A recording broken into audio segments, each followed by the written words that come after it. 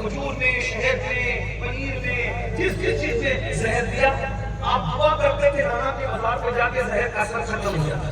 ایک دن ایسا ہوا کہ یزید ملیک کی سازش سے اور مروان مرہون کی سازش سے وہ زہر کی بجائے ہیرا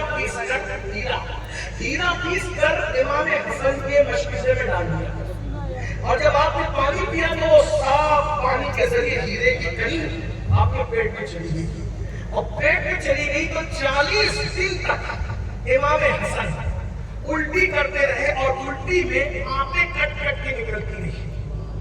امام حسین کی شہادت بڑی دردناک ہے، لیکن امام حسین کی شہادت کے ساتھ امام حسن کی شہادت بھی بہت دردناک ہے۔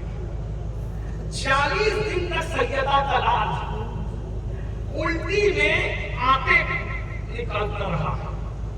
اگر دودھ پی کر الٹی کرو تو کتنی تکلیف ہوتی ہے، دودھ کی الٹی کی اتنی تکلیف ہے، جب آنتیں کٹ کٹ کے نکلتی ہوگی وہ بھی 40 دن تک، کیا تکلیف ہوگی۔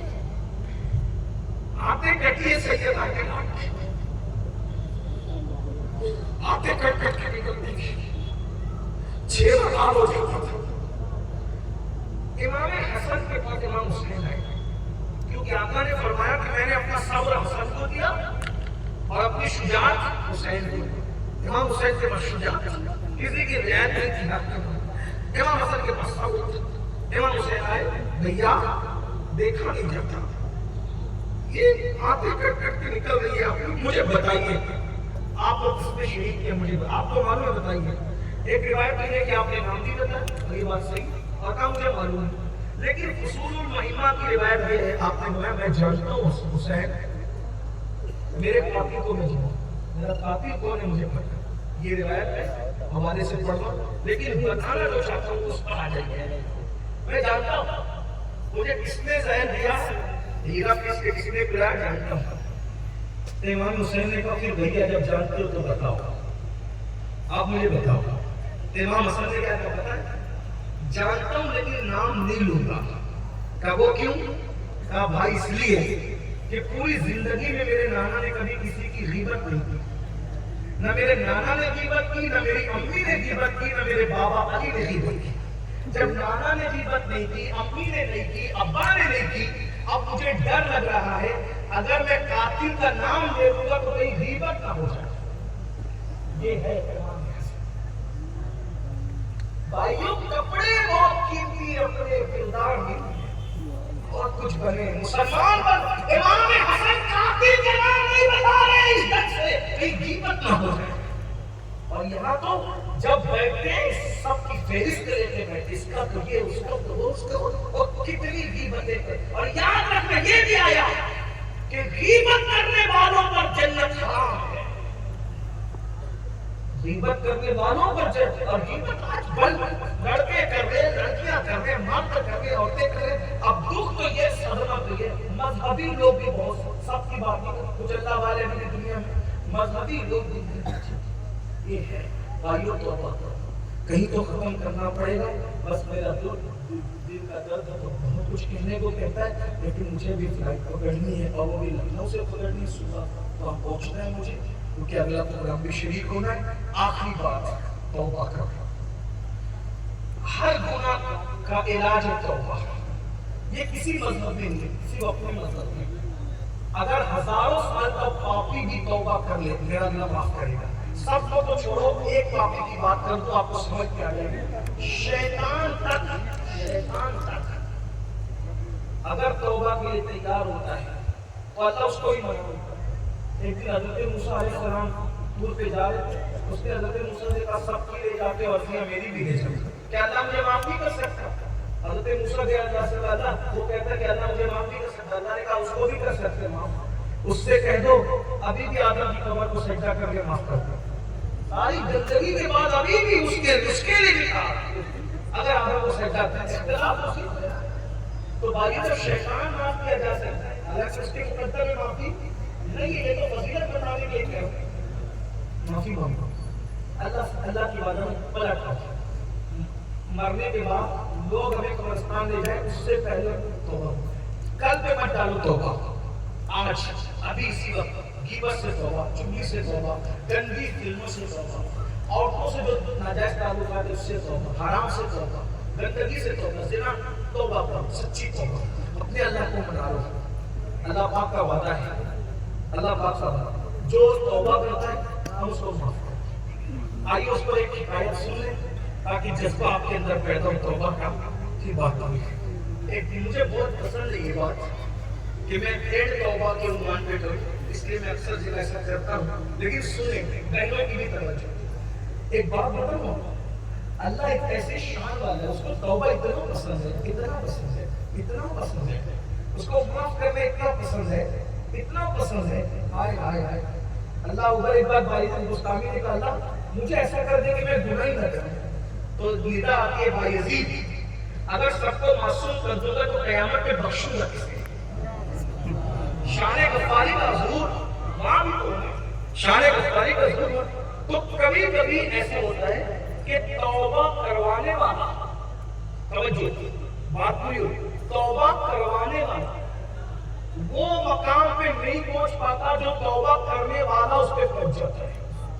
اب اس پہ اینڈ کر رہا ہوں بہنوں کی بات، جس سے جو ہوا خاص طور پہ جوان کچھ بھی ہو گیا بھائیو توبہ کرو، نمازی ہو، اور آج سے جو مجھ سے نہیں اپنے اللہ سے وعدہ کرو جو کچھ کل تک کیا آج سے یہی سب اسی میدان کا سب چھوڑ جاؤ گا، اس میدان کے ذرے ذرے کو اپنی توبہ میں گواہ بنا کر جاؤں گا، فرشتوں کو بنا کے جاؤں گا، ان علماء کو اللہ والوں کو گواہ بنا کے۔ کیسا میرا اللہ ہے، بلکہ میں تو لوگوں کو کہتا ہوں دوڑو اللہ کی طرف۔ ہر عدالت کا دستور ہے اگر جرم کا اقرار کر دو تو سزا ملتی ہے، یہ تنہا میرے اللہ کی عدالت ہے، وہاں جرم کا اقرار کرو اور شرمندہ ہو جاؤ تو وہاں سزا نہیں ملتی بلکہ معاف کر دیا جاتا ہے، اور صرف معاف نہیں کیا جاتا بلکہ محبوب بنا لیا جاتا ہے۔ ان اللہ یحب التوابین، اللہ توبہ کرنے والوں کو اپنا محبوب بنا لیا۔ توبہ کروانے والے کبھی کبھی وہ مقام نہیں پاتے جو توبہ کرنے والے کو ایسا ہوتا ہے، جیسے میں بھی توبہ پہ ابھار رہا ہوں آپ کا نصیب اللہ کی شان اور اس کو زیادہ عطا کرے گی۔ اللہ اکبر۔ حضرت بھائی حضرت سیدنا ذوالنون مصری رضی اللہ عنہ بڑے خوبصورت تھے، بہت بڑے ولی تھے، قرآن بہت خوبصورت پڑھتے۔ ذوالنون مصری مصر والے ہندی بڑا اچھا پڑھتے، وہ بہت اچھا پڑھا، جوان تھے، وہ بھی ان کی جوانی کا واقعہ۔ ایک مرتبہ دریا کی سیر کو گئے تو وہاں ایک لڑکا اور ایک لڑکی آئے، دونوں لڑکا لڑکی اچھے کردار کے نہیں تھے، وہ آئے۔ ذوالنون مصری جب بیٹھے ہوئے تھے دریا کے کنارے، وہی وہ لڑکا لڑکی بیٹھے، انہوں نے گٹار سنا جو بھی تھا گانے وانے کا سامان نکالا، دریا کے کنارے بیٹھے وہ گانے لگے اور سلائی سے شراب بھر کر پینے لگے۔ تو چونکہ جو نوجوان چھوکرے ہوتے ہیں نا، پکنک پوائنٹ پر اگر ان کو اللہ والے مل جائے تو ان کا مذاق اڑاتے ہیں، ابھی اڑاتے ہیں، ارے ان کا کیا کام پکنک پوائنٹ پہ، لیکن بھائی پکنک پوائنٹ پہ تو کوئی بھی جا سکتا ہے۔ آج کل آپ لوگ بھی تو ایسا کرتے ہیں نا، مولانا بازار میں دکھے تو حضرت آپ ادھر کدھر، آپ گوا تک گھومنے جا سکتے ہیں، مولانا دکھے تو حضرت آپ ادھر کدھر، کیوں بھائی مولانا کوئی آسمان سے ادھر کیا، آپ کا دل ہے مولانا نہیں۔ آپ دریا سمندر باغ کی سیر کے لیے جا سکتے ہیں، کوئی حرج نہیں، مولانا بھی نہیں جا، مولانا جاس وہ بھی جا سکتے ہیں، بس بات اتنی ہے جہاں جاؤ حرام کام مت کرو۔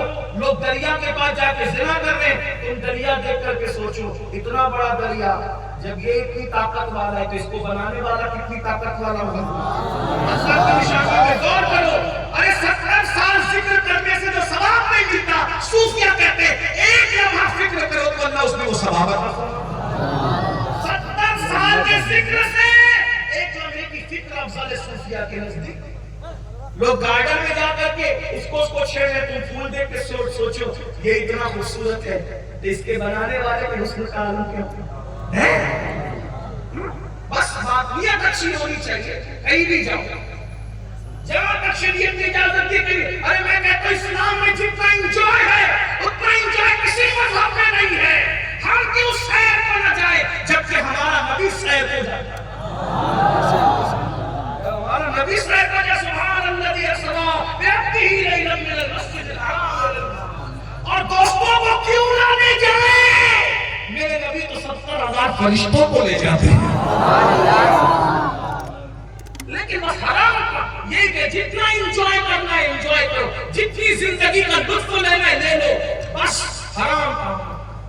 اچھے کپڑے پہنو، اچھی بائک لو، اچھے موبائل لو، اچھے کھانے کھاؤ، اچھے دھندے کرو، پیسہ کماؤ، پیسہ جماؤ، سب حرام مت کرو، بس حرام مت کرو، حرام سے بچ جاؤ۔ وہ لڑکا اور لڑکی بیٹھے گانا گا رہے، شراب نکالا، ان کو چھیڑا، ذنون کو چھیڑا، ذنون مصری کو چھیڑا، او جوان یہ پیے گا لیکن اللہ والے چھیڑتے نہیں۔ ہاں اللہ والوں کی وہ بہت صبر والے، وہ اپنی ذات کے لیے نہیں لڑتے اللہ والے، کیونکہ ذات کے لیے لڑنا کتنوں کا کام ہے، اللہ والوں کا کام۔ وہ اپنے مجرموں کو معاف کرتے۔ بابا حضرت ذنون نے فرمایا اس لڑکے، وہ بھی جوان تھے، وہ بھی جوان تھے، وہ لڑکا لڑکی سے کہا کہ ہم نہیں پیتے، یہ شراب ہے، حرام ہے، نہیں پیتے، ہمارے مذہب میں حرام ہے، نہیں پیتے۔ حالانکہ وہ بھی دونوں مسلمان ہی تھے، ٹھیک نہیں پیتے ہیں، اچھا ٹھیک نہیں پیتے، کوئی بات، گانا تو گا سکتے ہو نا؟ کہاں ایک نغمہ میرے پاس ہے جو تم گا رہے وہ تو نہیں گاؤں گا، لیکن ایک نغمہ میرے پاس ہے، اگر سن سکتے ہو تو سن۔ اور ذنون مصری نے قرآن شروع کر دیا۔ جب حضرت ذنون نے قرآن پڑھا، اور قرآن کی تاثیر اتنی تاثیر ہے، حضور کا جو انقلاب تھا وہ قرآن پڑھ کے تھا، یا اگرچہ ہم نے قرآن چھوڑ دیا۔ عمر کی بہن نے قرآن پڑھا، تو سیدنا عمر جیسا فضل جلیل ہم نے دیکھا۔ ڈاکٹر اقبال اسی نے تو کہا نا، ارے بہن قرآن پڑھتی ہے تو عمر جیسا مسلمان ہوتا ہے۔ اس لیے بہنوں آج بھی قرآن پڑھنے لگو، اسلام کے دشمن آج بھی اسلام میں پناہ لینے کو مجبور ہیں۔ قرآن پڑھو، قرآن کی تعلیم دو۔ وہ قرآن پڑھا، لڑکا تو جس کی مقدر میں ہدایت نہیں تھی وہ ان کے بھاگ گئے، لیکن لڑکی جو تھی بہت خوبصورت تھی، وہ رونے لگی، اور وہ روئی کے ہچکیاں بھر بھر کے، اس نے مسلمان ہونے کے بعد بھی کبھی قرآن نہیں سنا تھا، کبھی دینداروں کے پاس گئی۔ آج کل کیا کہتے ہیں، ہر دور کا معاملہ، تھوڑا سا مال آئے، دولت آئی تو دین سے معاذ اللہ دور ہوتے ہے نا، ایسے ہی علماء کے بدن میں ان کو بدبو آتی ہے، پھر جینٹلمین ان کو نظر آتے ہیں، مسجدوں میں اللہ والوں کے آستانے پر ان کو خرافات نظر آتے ہیں، پھر وہ کسی اور جگہ جاتے ہیں۔ مگر یاد رکھنا، دولت کے نشے میں دین سے نفرت کرنے والوں، اللہ اگر دینا جانتا ہے تو چھیننا بھی جانتا ہے۔ گھمنڈ مت کرو، کہاں ہے فرعون، کہاں ہے نمرود، کہاں ہے وقت نصر، کہاں ہے حمان، کہاں ہے قارون، ان مالداروں کو انجام دے کے سدھر جاؤ۔ اللہ دے، گھمنڈ مت کرو، تکبر مت کرو، پاپ مت کرو، اللہ دے تو اس کے وفادار بن کے عثمان غنی کی طرح رہو۔ آج بھی عثمان غنی کی ملکیت مدینے میں موجود ہے، اور مسجد نبوی میں ان کا وقف کا مال آتا ہے۔ فرعون کا مال دنیا میں نہیں ہے، عثمان ذوالنورین کا مال دنیا میں آج تک باقی ہے۔ قدرت بتا رہی ہے، گھمنڈ کرے گا تجھے بھی مٹا دوں گا، تیرے مال کو بھی مٹا دوں گا، اور عثمان کی طرح شکر کر کے میری راہ میں خرچ کرے گا، تیرا ذکر بھی باقی رکھوں گا، تیرا مال بھی باقی رکھوں گا۔ عثمان غنی کا مال آج بھی موجود، جا کے دیکھنا مدینے منورہ میں بلڈنگوں میں لکھا ہے وقف للحرم، عثمان غنی کے نام سے لکھا ہے، جاؤ دیکھو۔ عثمان غنی کو گئے ہوئے 1400 سال بیت گئے، مال عثمان آج بھی موجود۔ پتہ چلا، لوگ کہتے ہیں ہمیشہ مالدار رہنے کا نسخہ بتاؤ، میں نے کہا مال مل کر بھی اللہ والا بن کے رہے، اللہ کی راہ میں خرچ کر، تیرا نام بھی باقی رہے گا، تیرا مال بھی باقی رہے گا، نسلیں تیری مالدار رہے گی۔ لیکن یہاں تو تھوڑا سا مال آتا ہے تو پہلی بیوی سے نفرت ہوتی ہے، پھر ادھر ادھر کے چکر میں پڑتے ہیں، اور زنا زنا چہرے کی رونق، جوا کھیلتے ہیں، کرکٹوں پہ خرچ کرتے ہیں، جوئے پہ پیسہ لگاتے ہیں، لا الہ الا اللہ۔ بہت باتیں کہنے کی بات کرتا ہوں، بکڑا تو نہیں کرتا، وہ چاہتا تھا دامن میرا رفو کرنا، وہ چاہتا تھا دامن میرا رفو کرنا، اسے کیا خبر کہ اندر سے کٹ گیا، جو اندر سے کٹ جائے اس کے کپڑے کو رفو کرنے سے فائدہ نہیں، ہم تو اندر سے کٹتے ہیں، بس یہ پورا وجود چھلنی ہے، بس دل کا درد ہے، اللہ سدھار دے، تمہیں بھی سدھارے، ہمیں بھی سدھارے، ہماری نسلوں کو اللہ رسول کا وفادار بنائے۔ تو ذوالنور نے جب قرآن پڑھا مصری، وہ لڑکی بہت ہمک ہمک کر رہی، بہت روئی، اور روتے روتے اس کا دل نرم ہوا، تو اس نے کہا ذوالنور یہ کیا ہے؟ یہ اللہ کا قرآن ہے۔ میں نے کبھی قرآن سنا نہیں، اب سنا نا، تو کہا جس کا کلام اتنا خوبصورت ہے، اس کلام والے کے حسن کا عالم کیا ہوگا۔ اس کے بعد اس کی زندگی بدل گئی. وہ لڑکی نے توبہ کر لی, ظلم اپنے گھر, لڑکی اپنے گھر. پھر کوئی کسی کو نہیں ملا. دیکھو اللہ والے لوگ تو تھوڑی نہ کسی لڑکی کو ڈھونڈتے تھے, تو توبہ کر کے چلی گئی اپنے گھر, یہ چلے گئے اپنے گھر. اب وہ ذوالنون مصری کو بڑھاپا آ گیا, بوڑھے ہو گئے. آپ ہر سال حج کو جاتے تھے یا اکثر جاتے تھے کعبۃ اللہ کی زیارت کے لیے. ایک دن گئے کعبے, گلا پکڑ کے رو رہے تھے, اللہ معاف کر دے معاف کر دے. پیچھے سے ایک عورت کی آواز سنی, وہ کعبے گلا پکڑ کے کہتی ہے اللہ میں بھوکی ہوں, ذرا کھلا تو دے میرے مولا. تو اتنا کہ وہ نارمل سے اس نے بات کہی, وہ رو رہے ہیں ذوالنون مصری ادھر, یہ بہت نارمل سے لہجے میں, اللہ میں بھوکی مجھے کھلا تو دے. بس اتنا کہنا تھا کہ کچھ حرکت سی ہوئی اور آسمان سے ایک کشک نازل ہوا, یہ دسترخوان نازل ہوا. اس میں انگور رکھے ہیں اور بڑے خوشبودار اور دنیا کے انگور کی طرح نہیں. اس ذوالنون اس طرف متوجہ ہوئے. اس آنے ظاہر سی بات ہے آنے والی چیز, اب یہ غیب کی چیز تو غیب کی آنکھیں جن کے پاس ہے وہی لوگ وہی آنکھیں دیکھ سکتی نا جن کے بارے میں کہا کہ میں ان کی آنکھ ہو جاتا, میں ان کی زبان ہو جاتا. یہ اللہ والوں کیا کہ سب تھوڑی دیکھ سکتے, کسی کو نہیں دکھا, اللہ والے کو دکھتے. اور دیکھ کے متوجہ ہوئے, کہا او اماں جی, بڑھیا سے کہتے ہیں وہ بڑھیا ہی تھی, او اماں جی. یہ بھی بوڑھے ہو گئے تھے لیکن اللہ والوں کا لہجہ تھا, اچھا رسپیکٹ سے بات کرتے, او اماں جی تم کتنی نیک ہو, پرسو اللہ کی کیسی مقبول بندی ہو. ادھر دو جملے کے ادھر آسمان سے پھل آ رہے. تو اس نے کہا ذوالنون کھاؤ گے, تم بھی کھا لو. تو کہا آپ مجھے کیسے جانتی ہیں, میرا نام تمہیں پتہ ہے؟ کہا بالکل آپ کا نام پتہ ہے, آپ بھول گئے ہم نہیں بھولے. کہا وہ کیسے؟ کہا ایک دن جوانی میں برسوں پہلے کی بات ہے, دریا کی سیر کو گئے تھے. کہاں میں گیا تھا, ایک لڑکا لڑکی آئے تھے یاشی کے نام پر, ناچ گانے کے سامان لے کے, شراب لے کے. ہاں بالکل یاد ہے, وہاں آپ نے قرآن پڑھ کے ایک لڑکی کو توبہ کرائی تھی. ہاں بالکل کرائی تھی. کہا وہی تو میں ہوں, وہی میں ہوں. آپ کو ہے یہ مقام نہیں ہے, توبہ کروانے والا ضرور نہیں رہا, تمہیں یہ مقام ملتا ہے. اللہ کی عنایت ہے, جس کو چاہے عطا کرے.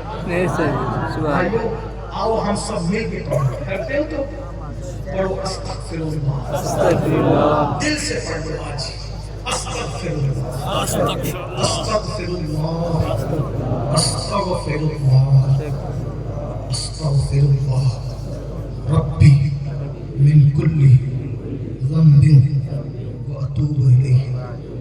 اے اللہ میں اپنی زندگی کے ہر گناہ سے توبہ کرتا ہوں, مجھے معاف کر دے.